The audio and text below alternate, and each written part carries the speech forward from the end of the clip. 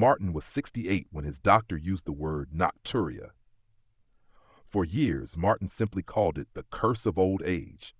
He would fall asleep just fine, only to wake 2, 3, sometimes 5 times a night, pulled out of rest by the urgent need to use the bathroom.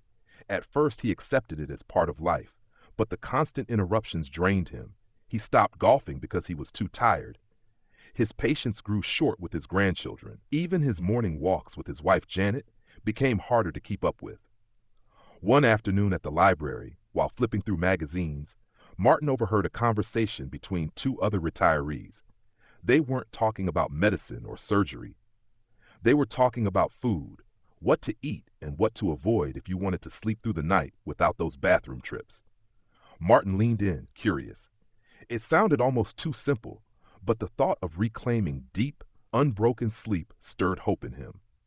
That evening, he searched at home and discovered that certain foods really did play a role in nighttime urination. Some nourished the body and calmed the bladder, while others irritated it and triggered frequent urges. He decided to test it for himself. The first group was the 5 foods to include.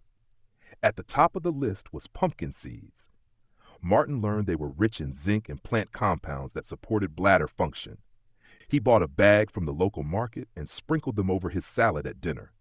The nutty flavor was pleasant, and knowing they might quiet his bladder gave him extra satisfaction. Second came bananas. They weren't just a convenient snack. Their high potassium levels helped balance fluids in the body and reduce nighttime urgency. Martin began slicing a banana over his evening oatmeal, enjoying the sweet taste while thinking of the restful night ahead. Third were leafy greens, especially spinach. They provided magnesium, which helped muscles, including the bladder, relax more fully.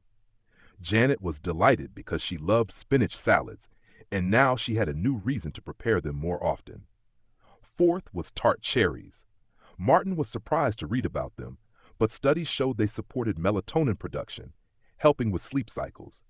He found tart cherry juice at the store and began sipping a small glass after dinner. Fifth was barley. Unlike white bread or refined grains, barley digested slowly and kept blood sugar stable through the night, which in turn prevented the bladder from being overstimulated. Janet made a barley soup one evening, and Martin found it hearty and satisfying. Together, these foods became part of their evening meals, but equally important were the 5 foods Martin needed to avoid. The first was caffeine. He already limited coffee in the morning, but sometimes he enjoyed tea at night. He realized this had to stop. Caffeine irritated the bladder and acted as a diuretic. He switched to caffeine-free herbal teas instead. Second was spicy food.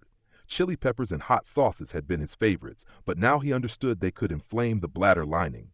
Reluctantly, he began cutting back, though he promised himself a small indulgence now and then. Third was alcohol. Martin had grown accustomed to a glass of wine with dinner, but alcohol both dehydrated and irritated the bladder, doubling the problem. He switched to sparkling water with a slice of lemon and found it surprisingly refreshing. Fourth was citrus fruit. Oranges and grapefruits, though healthy in many ways, were acidic enough to cause bladder irritation. He moved them to breakfast rather than the evening, lessening their impact on his nights. The fifth was artificial sweeteners. He had never thought much about them, but his diet sodas contained plenty. When he read that they could overstimulate the bladder and disrupt sleep, he quit them.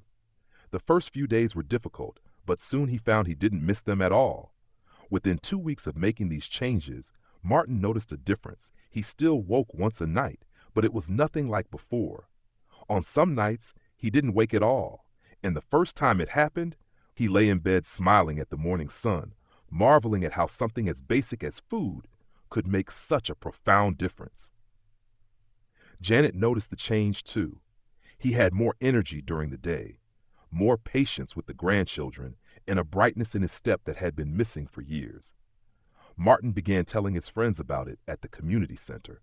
They had all assumed nocturia was inevitable, but when he described the 5 foods to eat and the 5 to avoid, they listened carefully, hopeful. For Martin, the journey was a reminder that the body often responds best to simple, natural adjustments.